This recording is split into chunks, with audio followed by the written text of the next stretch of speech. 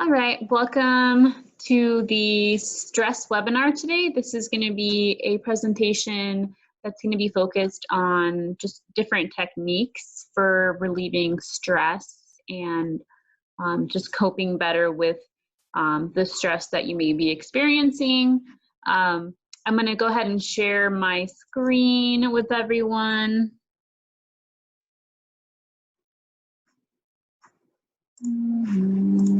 Where'd it go? There it is.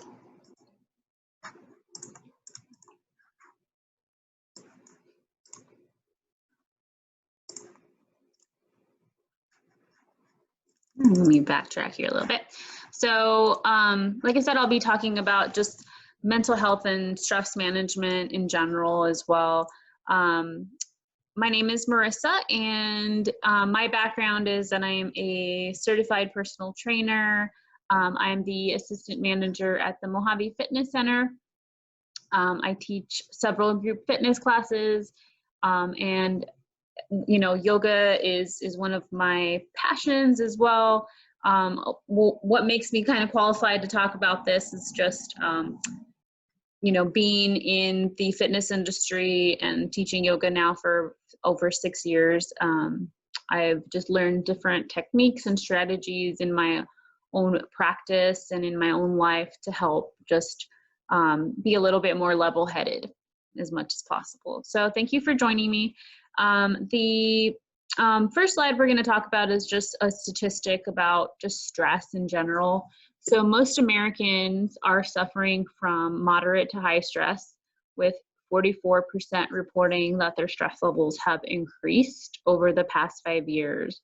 So especially now with us being kind of going through this world crisis right now, many of us are feeling more stressed than normal. We're having to adjust our whole lives to our current situation. We're working from home, our human interaction is limited, and it can kind of make us stressed and anxious. And so I hope that today's presentation will help you kind of have some new strategies that you can adopt to deal with your stress better.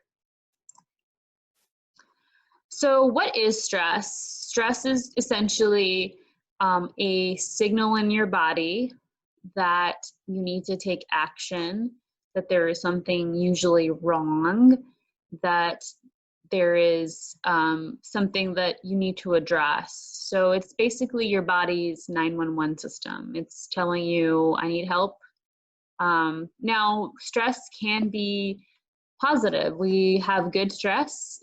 Some good examples of stress are exercise. Of course, as long as we're not doing a ton of exercise and abusing our bodies that way, then exercise is a great stress on our body.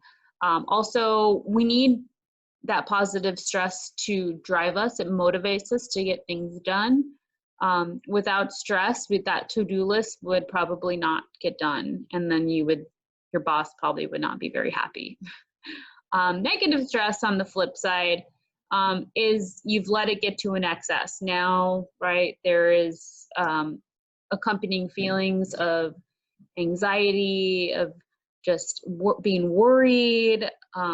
Maybe you're experiencing some symptoms like you're not sleeping at night very well. You're not eating, or you're overeating. You're getting headaches. Right, you're feeling the symptoms of stress. Some of us are more likely to be stressed and anxious than others, right? There's a lot of genetic components to that. So maybe you have a family history of anxiety, depression. So maybe you're just more likely to become stressed. Some people just handle stress really well, and we're usually very jealous of those people. And I think it's good to understand how these people do avoid stress. So next time you're around someone that kind of seems like they have it all together, ask them, what do you do to avoid feeling stressed? And usually some of them will tell you, well, I don't worry about things, right? And for some of us, we're just like, what do you mean you don't worry? Like, some of us are just more prone to be worrisome, but it's also, you know, it's not something that you have to be stuck with. You can still learn from other people and from presentations like this on how to cope better.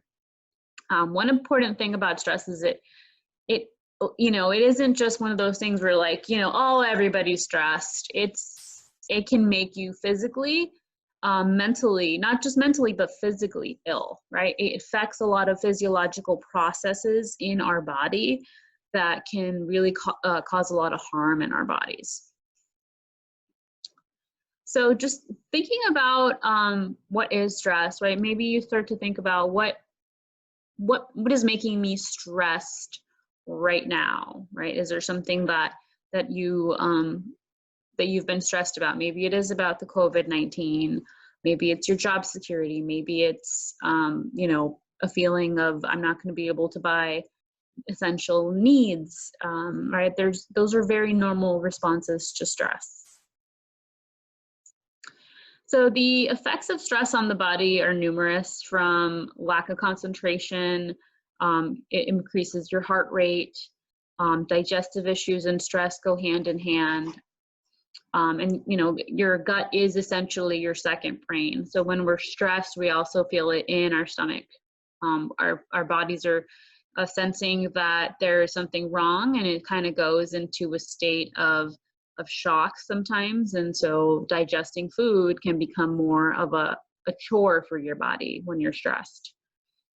You have a suppressed immune system. So this is really important right now, that we keep our immune systems healthy, especially with a virus like COVID-19 that is very scary for, you know, especially if you're, you know, at high risk. Plus, you just don't want to be spreading that to your family members either. So try to keep that immune system running well by warding stress off. Joint pain and lower bone density is definitely an effect of stress. These are just, you know, some of the things. Hormone production is decreased. So the next video we're going to watch is just going to be a quick video on just a little bit more detail on how stress affects our bodies.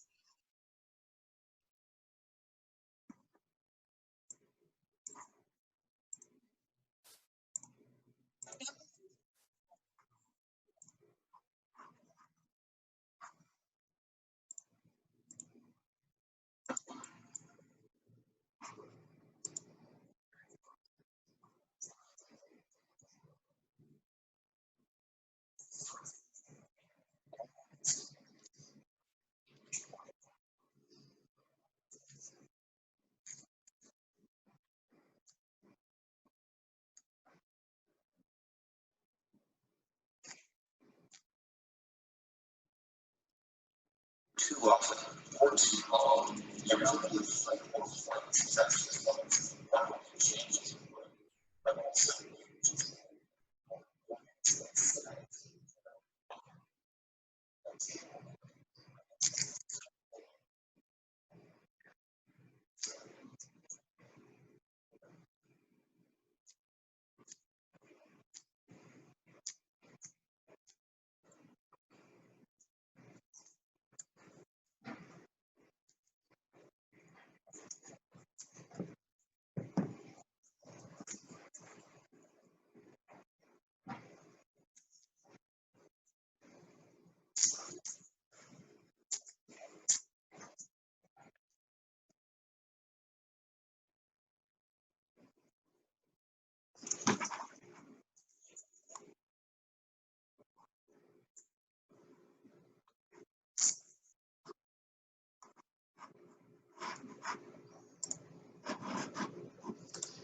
Sorry about that, guys. So audio is not working.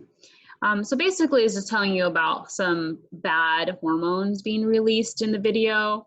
You know, and those are the bad chemicals in our body. So we have the, you know, the ones we're familiar with is cortisol, that causes belly fat, and epinephrine, and then norepinephrine. So these are the bad guys, and right, as soon as we're stressed, they just start to come into play. So next slide is going to be a little bit about the good guy. So oxytocin is a neurohormone, and it is also a stress hormone. So this guy is, as soon as those cortisol levels start to rise, he's starting to come in and starting to kind of try to fix things. The cool thing about oxytocin is that it actually strengthens your heart muscle. It creates this enhanced feeling of empathy, and it actually makes you crave physical contact with your friends and family. So this guy, you know, if you're feeling stressed, if you're feeling anxious, right? You ever get that feeling like, oh, I should call my mom, right? Maybe that's your oxytocin guy trying to nudge you to make some connection. Get to know your stress. So one of the things you can do to better handle your stress is to just observe your patterns, measure your stress. What are your triggers, right? When and where do you feel the most stressed, right? Is it at work? Is it at home? Is it all the time? You know, what are your triggers? What makes you stressed? Is it overworking yourself? Is it not taking care of yourself physically by not exercising, not drinking enough water, right? These are all things that you want to kind of pay attention to. So let's talk about some coping and managing techniques for your stress. But before you do, I want you to just think about, how do you deal with stress? Just take a moment to think about that. And some can be good, some can be bad. Maybe some are helpful, and then maybe some are not so helpful, right? So maybe we're dealing with our stress with unhealthy things like binging on bad food, or you know, not taking care of ourselves and maybe indulging in smoking or alcohol. So just think about some different things that you're currently doing, and then let's talk about some things that we want to start to incorporate. So the power of exercise. So exercise increases your endorphins. It basically, you know, makes you feel better. As soon as you're done with that workout, if you've worked out before, you know that feeling after you work out is the best feeling. It's essentially meditation in motion. You know, it's harder for you to overthink about things when you're exercising. Exercise improves your mood. It helps, again, with those stress levels. And it reduces those levels of cortisol and adrenaline. We want to aim for at least 30 minutes, at least 3 to 5 times a week is just a good basic recommendation. And it can be, you know, it can be anything, you guys. It can be walking, running, it can be yoga. You just really want to find something you enjoy, because then you're more likely to stick with it and do it again. Stretching and yoga are great for stress relief. There's different benefits from increased flexibility. Energy levels are higher with yoga. You just feel better after you do a yoga class. It reduces all those feelings of stress and anxiety that we're talking about. There's different types of yoga. You can do kind of more of the easy yoga where you're just a little bit less active, and maybe you're doing more just kind of stretching poses. That's called restorative yoga.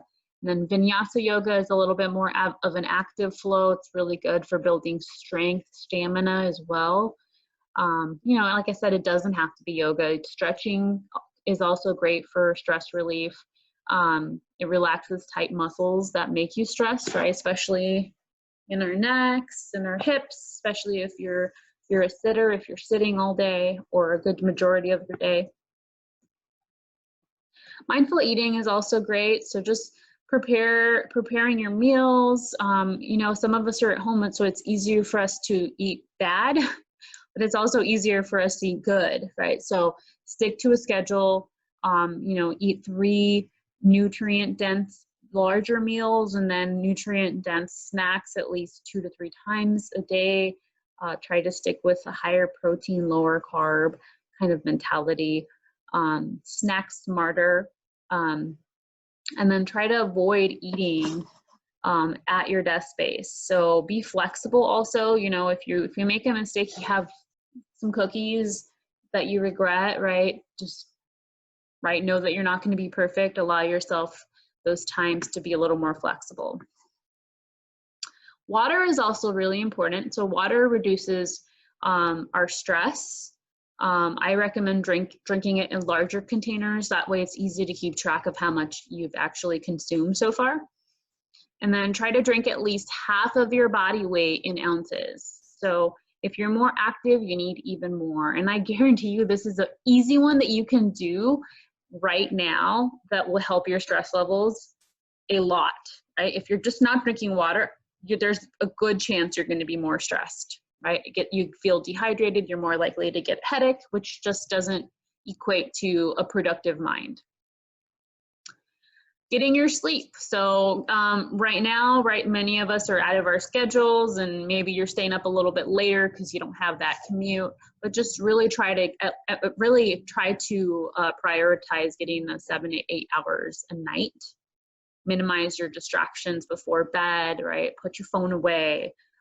Try to read a book or something that's going to be a little bit less engaging for the brain. Track your sleep cycles. You know, if you have trouble sleeping, you know, maybe can you track with an app or your smartwatch? You know, can you stretch before bed? Are you avoiding caffeinated beverages? Alcohol also interrupts your sleep cycle, so not recommended right before bed. And then meditation, or if you pray, you can pray before bed. These are all great, just things that you can do that are easy once again. Meditation is also great. Meditation is just a practice of bringing your focus on your breath. And it's the whole idea behind meditation is just to calm your body and calm your mind and bring more focus and awareness into your body. There's lots of different things you can do to meditate. You can watch my meditations that are free right now, Tuesday, Thursday, or you can, you know, definitely just kind of meditate in nature. You can take a walk. It doesn't have to be something super structured. Check in with your internal chatter. So are you noticing that you're talking to yourself kind of negatively throughout your day? You know, some of us are more likely to do this than others, you know, especially if we're in the habit of it. So sometimes we don't mean any harm by it, but just notice how you're talking to yourself and change those words to the opposite and see how that feels, right? Cultivating a sense of optimism through your words and through your self-talk and through your actions, of course. So the last one, sorry, not the last one, the next one is going to be just setting goals. So goals are a great way for you to kind of have a focus in your life. Goals are a great way for us to have a sense of purpose and give us confidence. And if you are going to set goals, here's just some tips. Just make sure that they're specific, that you can measure them, that they're attainable, and that they're action-based, realistic, and time-bound. So journaling daily, I used to journal a lot when I was a teenager. I think as we get older, it's kind of more difficult for us to just find the time to do these things. But right now we have a lot more time. So journaling daily, a gratitude journal, writing down what you're grateful for every day is a great easy practice. And then journal without judging yourself. Just write things down as you feel them. Right, is really powerful healing tool as well for your body and your mind. Keep learning. Read a book, right? Take a free course in something. Learn something new. The brain needs stimulation, and if we're feeling stressed, this is a great way to distract the mind. Right, same with finding a hobby. Learn to play an instrument. Painting is a great hobby. You know, there's so many different things. Some people's hobby is exercise, and maybe you like running, right? So it doesn't have to be something specific to like this. Manage your time. So make sure you're not overcommitting. Learn to say no. Prioritize what needs to be done, right, through a calendar or right? Just maybe setting reminders on your calendar, and then be willing to shift things around. If you're kind of a stringent person that needs to do things in a certain order, or you're maybe a little more analytical, stress likes you. So you want to be more adaptable, and it doesn't mean you have to always be adaptable, but just be adaptable and notice if there's any change in your stress. Be confident, right? Confidence is huge with stress. You know, if you're not confident in yourself, then stress is kind of will invite itself in.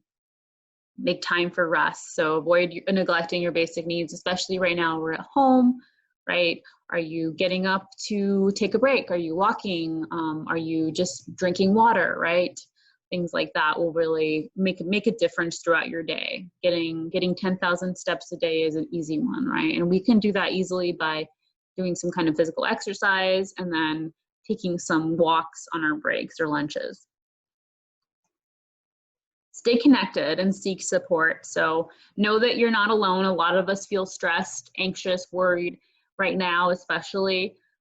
So, you know, it is totally normal. You're not a weirdo if you're a stressed person. Talk to your friends, talk to your family if needed, right? Maybe talk to a therapist or a health professional, right? Or someone that you trust.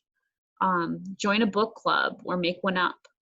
Right now, we can connect so much virtually, right? Through these kinds of channels, Zoom, FaceTime, right? We can just stay connected to those you love as well.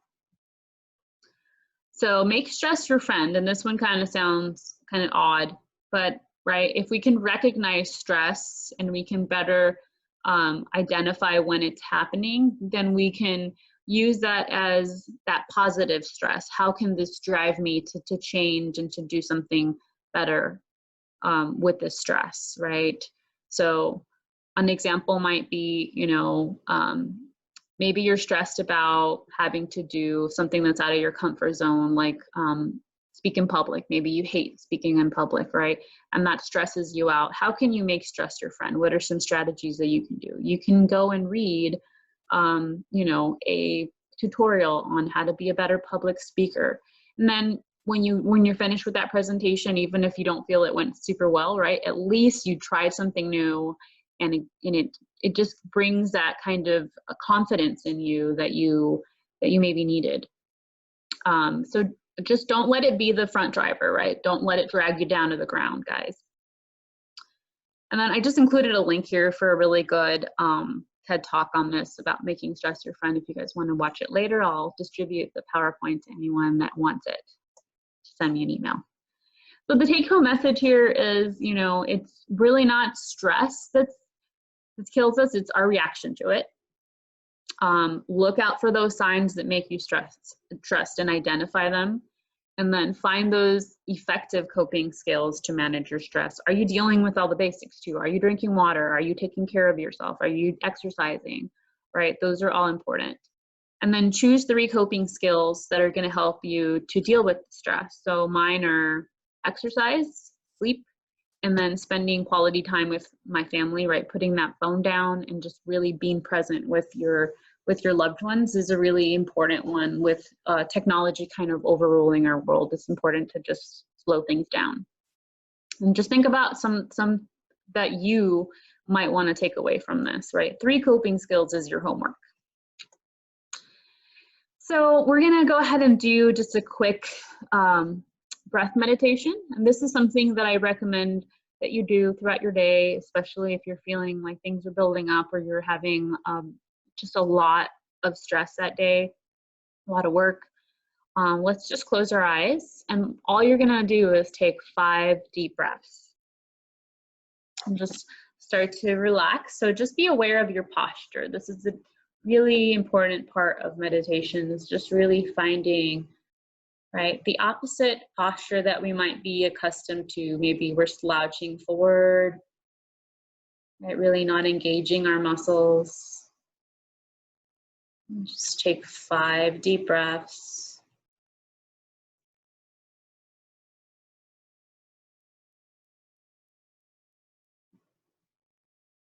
You feel the inhale. really become expansive through your belly. That way you know that you're using your full capacity of not just your lungs, but the diaphragm muscle, the dome-shaped muscle here, right on the upper ribs.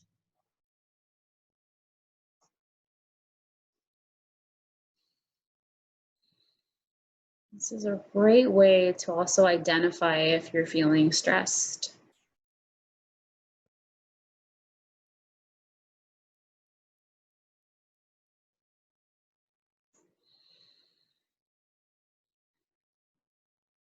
And let's just gently blink the eyes open. And then I just invite you to just kind of put that in your back pocket for those days where you need it. And just notice how it makes those muscles in your face just calmer. It makes you feel better. It just gives you that little fuzzy feeling in your face. And if it doesn't, just keep practicing. Here are my sources. So I appreciate you guys coming to this webinar.